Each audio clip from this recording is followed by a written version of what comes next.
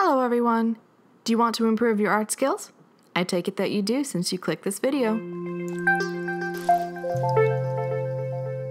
So today, we're going to talk about some really helpful methods for improving your art speedily. This isn't clickbait, and these aren't hacks or cheats. Definitely not. If you want hacks and cheats, well, there's not any that I know of. But if you know of some, I'd be really appreciative if you could clue me in, you know? Ha! No, these are some tips for how to train your hands and brain in order to improve in the quickest way possible. Now, some things you need to know. The fast way is not the easy way. And I'll explain. It takes hard work and constant work to achieve improvement. You need to utilize your practice time and really push yourself to draw outside of your comfort zone. But you'll see results much sooner than the easy way. The easy way is consistent practice, but not necessarily frequent or utilized practice. You can draw pretty much anything you want. Let the whims of your inspiration carry you along, and just draw things you feel like drawing. You'll eventually see improvement, and you will get there with a little worry or bother, but it may take years to see vast improvement. There's nothing wrong with this method, and to be honest, it's how I saw the majority of my art growth through high school and college. But always realize that this is the slow, steady, easy way, because you'll see other artists who have achieved more than you in a faster amount of time, and you will start to feel discouraged. I don't want you to be discouraged. Number one, you shouldn't compare your growth with someone else because everyone is different. But also, you're going about things the hassle-free, easy way. They may be going about the fast way, which takes a lot more work and a lot more effort that you don't want to put into it right now. So don't get discouraged if you see another artist making improvements in leaps and bounds while you're still sitting there going, I forgot how to draw the other eye. You'll get there. It just might take you longer. But we're not here to talk about the easy way. We're here to talk about the fast way. So let's talk about it. The fast way is very labor intensive and can be a lot to take on if art isn't your sole focus at the time. You have to practice and practice and practice, and you have to put a lot of time and a lot of hard work and focused work into it. You have to draw anything and everything that you need improvement on, and draw it until you have a really good concept of how to recreate it in the future. For example, you may struggle drawing hands.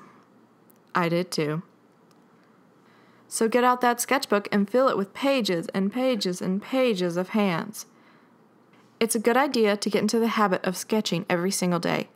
If you watch my video on how to keep up with a daily sketchbook, you know that you can set a new theme or goal for yourself every week. Say you're struggling with hands, landscapes, and faces. 1 week you can do hands, and the next week you can do landscapes, and then the next week you can do faces. And if you didn't see as much improvement on the hands as you thought you would, spend another week on hands, and then cycle back through them if you want to.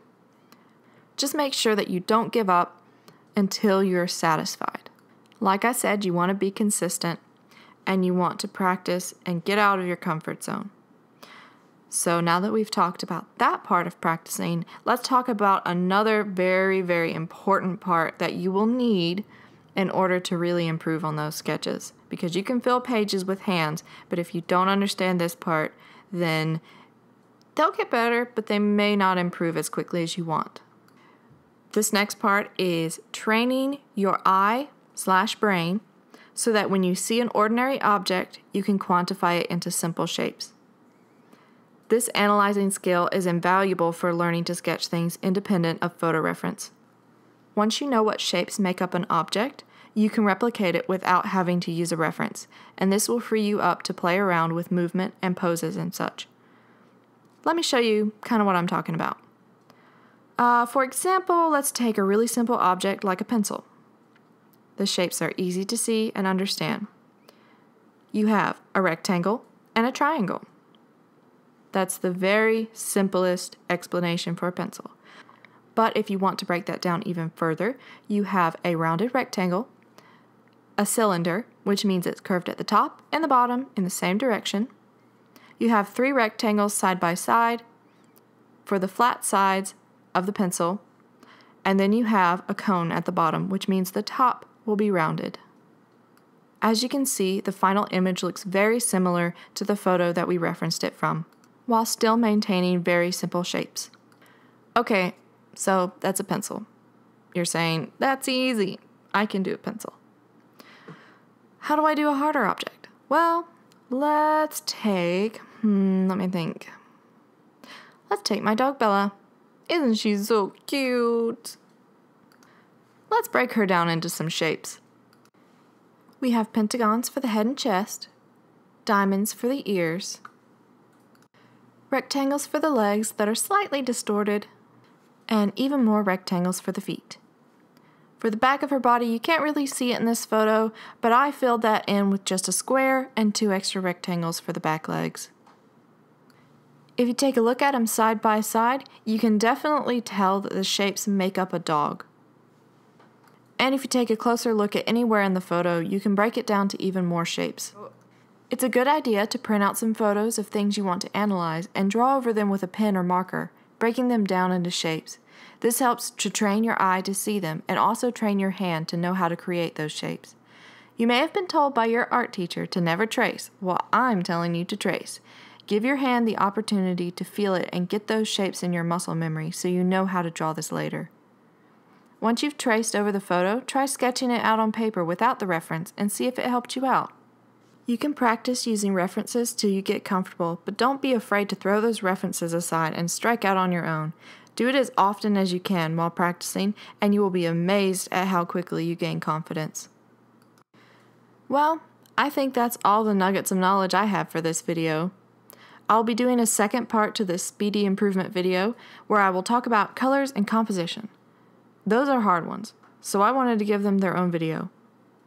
That, and I ran out of time to work on it for this video. I hope you enjoyed today's video, and it was fun and informative. Click that like button if you liked it, and subscribe if you want to see more. Oh, and before I forget, I've got a t-shirt shop on Threadless now. So exciting! So far, I have 6 original designs, but more on their way, so keep checking. The link to that is in the description, along with links to my other social media. I post daily on Facebook and Instagram.